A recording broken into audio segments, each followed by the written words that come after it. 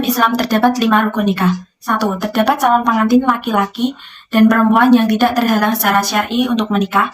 2. Calon pengantin perempuan harus memiliki wali nikah.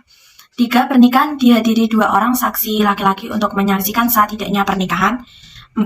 Diucapkannya ijab dari pihak wali pengantin perempuan atau yang mewakilinya. 5. Diucapkannya kabul dari pengantin laki-laki atau yang mewakilinya.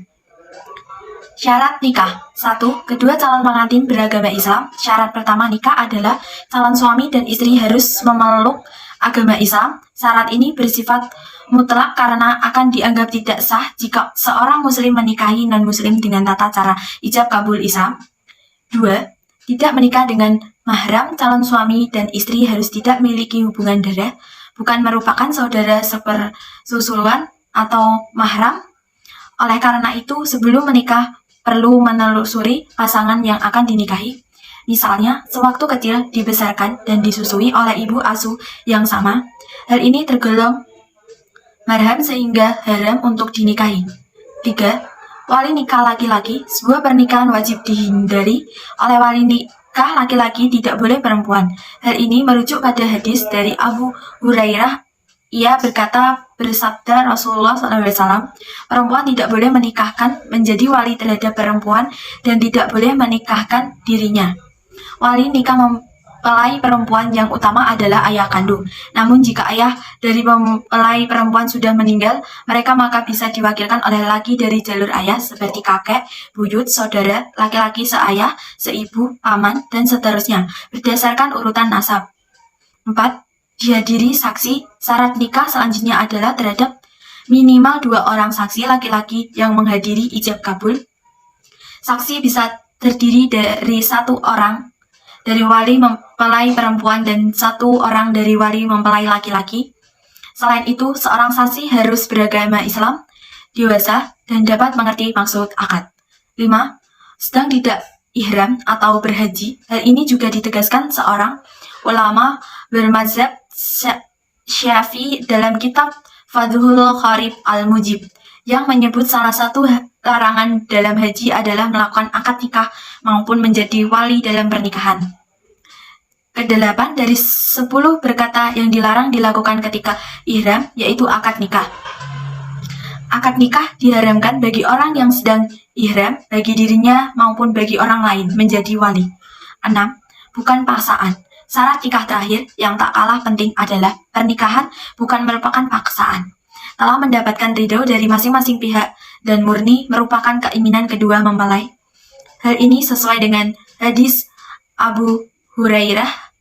Tidak boleh seorang janda dinikahkan hingga ia diajak musyawarah atau diminta pendapat, dan tidak boleh seorang gadis dinikahi sampai dimintai izinnya. Pengertian rujuk. Kata rujuk dalam bahasa Arab disebut dengan ruj'ah, artinya kembali. Suami yang rujuk dengan istrinya berarti ia telah kembali pada istrinya. Sedangkan secara istilah, sebagaimana dalam kitab Mughni al-Muhtaja, rujuk adalah mengembalikan istri yang masih dalam masa iddah. Talak raj'i bukan ba'i. Syarat dan rukun rujuk sama dengan waktu menikah, yaitu balik, berakal atas kehendak suami, dan bukan seorang yang murtad. Sedangkan rukun rujuk itu ada 4, yaitu 1. Ada perceraian atau talak. 2. Orang yang merujuk atau suami. 3. Sighat, yakni ucapan yang digunakan untuk rujuk. Ucapan ini harus dikaitkan dengan pernikahan. 4. Orang yang akan dirujuk atau istri. Hak dan kewajiban suami istri. Untuk mewujudkan keluarga yang sakinah, mawaddah, warahmah, suami dan istri harus saling memahami hak dan kewajiban sebagai suami istri. Kewajiban suami kepada istri yaitu 1. Memberi tempat tinggal yang layak kepada istri sesuai dengan kemampuan. 2. Memberi nafkah istri menurut kemampuan suami. 3. Berinteraksi dengan istri secara baik, yaitu dengan cara yang baik dan penuh kasih sayang, saling menghargai dan memahami kondisi istri. 4. Menjadi pemimpin keluarga dengan cara membimbing, mengarahkan, mendidik, memelihara seluruh anggota keluarga dengan penuh tanggung jawab. 5. Membantu istri dalam melaksanakan tugas sehari-hari, terutama dalam merawat, memelihara, dan mendidik putra-putrinya agar menjadi anak yang soleh dan solehah. Sedangkan kewajiban istri kepada suaminya adalah 1. Patuh dan taat kepada suami sesuai dengan ajaran agama Islam. Apabila suami memerintahkan untuk melakukan hal yang bertentangan dengan ajaran Islam, maka istri tidak wajib ditaati.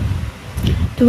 Memelihara dan menjaga kehormatan diri sebagai seorang istri dan keluarga serta harta benda suami, baik suami berada di rumah ataupun di luar rumah. 3. Mengelola rumah tangga dengan baik sesuai dengan tugas dan fungsi sebagai seorang istri. 4. Memelihara, merawat, dan mendidik anak, terutama pendidikan agama. Allah Subhanahu wa Ta'ala berfirman yang artinya, hai orang-orang yang beriman, peliharalah dirimu dan keluargamu dari api neraka. Quran Surat At-Tahrim ayat 6. Ada juga hikmah pernikahan dalam Islam. Yang pertama, dapat melaksanakan perintah Allah Subhanahu wa Ta'ala dan Rasulnya. Kedua, terbentuknya keluarga bahagia dan saling menyayangi. 3. Terjalinnya hubungan yang diridhoi oleh Allah Subhanahu wa Ta'ala antara laki-laki dan perempuan. 4. Mendapatkan generasi penerus yang sah. 5. Mendatangkan pahala dan menjauhkan dari dosa besar zina. 6. Terjalinnya tali silaturahmi antar keluarga dari pihak suami dan istri. 7. Membukakan pintu rezeki dari Allah Subhanahu wa Ta'ala. Pernikahan yang tidak sah. Di antara pernikahan yang tidak sah yang dilarang oleh Rasulullah SAW, yang pertama ialah pernikahan mut'ah, yaitu pernikahan yang dibatasi untuk jangka waktu tertentu, baik sebentar maupun lama. Yang kedua ada pernikahan sigar, yaitu pernikahan dengan persyaratan barter tanpa pemberian mahar. Dan yang ketiga ada pernikahan muhalil, yaitu seseorang menikahi wanita yang telah dicerai 3 kali oleh suaminya untuk diceraikan lagi agar halal dinikahi kembali oleh suaminya yang pertama. Yang keempat, pernikahan orang yang sedang ihram, baik ihram haji atau umroh, serta belum memasuki waktu tahallul.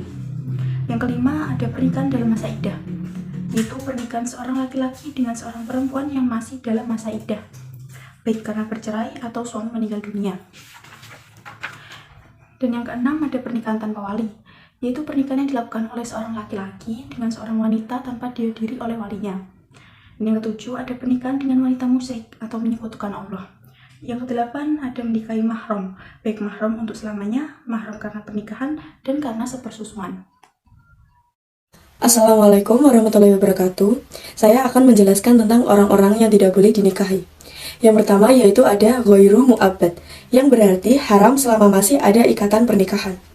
Yang kedua yaitu senasab atau keturunan, yaitu ibu kandung dan seterusnya ke atas, anak perempuan kandung dan seterusnya ke bawah, saudara perempuan sekandung, saudara perempuan dari ibu, saudara perempuan dari bapak, anak perempuan dari saudara laki-laki dan seterusnya ke bawah, anak perempuan dari saudara perempuan, seterusnya ke bawah. Yang ketiga ada saudara sepersusuan, yaitu ibu yang menyusui dan juga saudara perempuan sepersusuan. Yang keempat ada ikatan pernikahan, yaitu mertua. Yang kedua yaitu anak tiri, apabila suami sudah pernah berkumpul dengan ibunya. Yang ketiga istri dari ayah, baik sudah bercerai atau belum. Dan yang keempat yaitu istri anak laki-laki atau menantu. Terakhir yaitu dinikahi keduanya, yaitu saudara perempuan dari istri. Yang kedua yaitu saudara sepersusuan istri. Yang ketiga bibi dari istri. Dan yang keempat keponakan perempuan dari istri. Sekian dari saya. Wassalamualaikum warahmatullahi wabarakatuh. Mahar atau mas kawin terkadang disebut nihlah atau sadak, yang berarti sesuatu yang diwajibkan karena pernikahan, yakni harta atau apapun yang diberikan oleh laki-laki dan menjadi hak milik perempuan atau istri. Taqiyuddin Abu Bakar bin Muhammad Al-Husaini Al-Hasni dalam Kifayah Al-Akhyar fi Gili Ghayah Al-Ikhtisar menjelaskan bahwa walaupun menyebutkan mahar dalam akad nikah sunnah hukumnya, tetapi wajib diberikan oleh laki-laki dalam sebuah pernikahan. Walimatul urs atau sering disebut dengan resepsi pernikahan. Kata walimah secara bahasa berarti berkumpul, sedangkan menurut istilah syariah yang dijelaskan Ahmad bin Umar Al-Syahdiri dalam kitab Al-Yaqut Al-Nafis adalah nama untuk setiap undangan atau makanan dan minuman yang diadakan karena adanya kebahagiaan atau lainnya. Hukum mengadakan walimah menurut Mustafa Dib Al-Buga dalam kitab Al-Tazib fi Adillah Mat Al-Gayah wa Al-Takhrib adalah sunnah, dan wajib hukumnya memenuhi undangan walimah tersebut, kecuali jika ada uzur atau halangan. Mengutip buku hadis ahkam perkawinan nafkah hadanah wayat atau dan peradilan oleh Jamaluddin, talak berasal dari kata atlaka liku itlak, artinya melepas atau meninggalkan. Talak yang pertama dijatuhkan sang suami kepada istri, talak kedua adalah talak yang dijatuhkan sang suami kepada istri untuk kedua kalinya ataupun untuk yang pertama kalinya dengan 2 talak secara langsung. Talak 3 adalah talak yang dijatuhkan sang suami kepada istri untuk ketiga kalinya.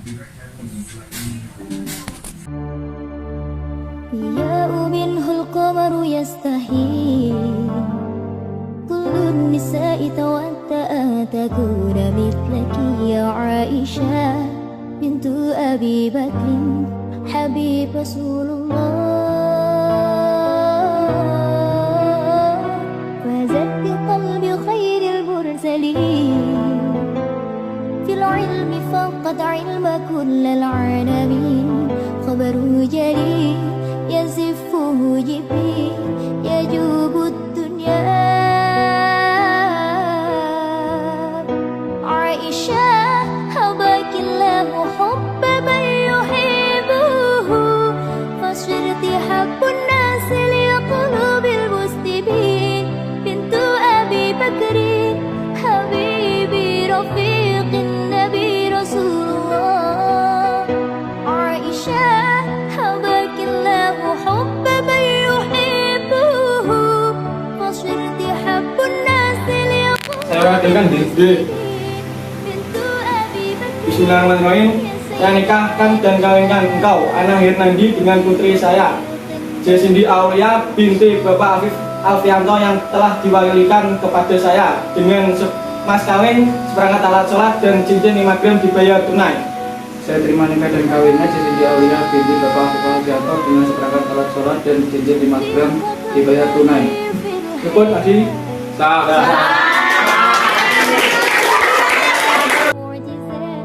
يا عائشة بنت أبي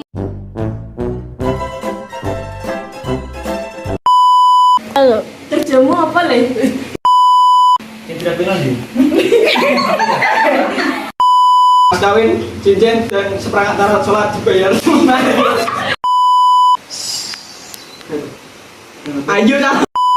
Dan kawinnya Ana Hirnandi.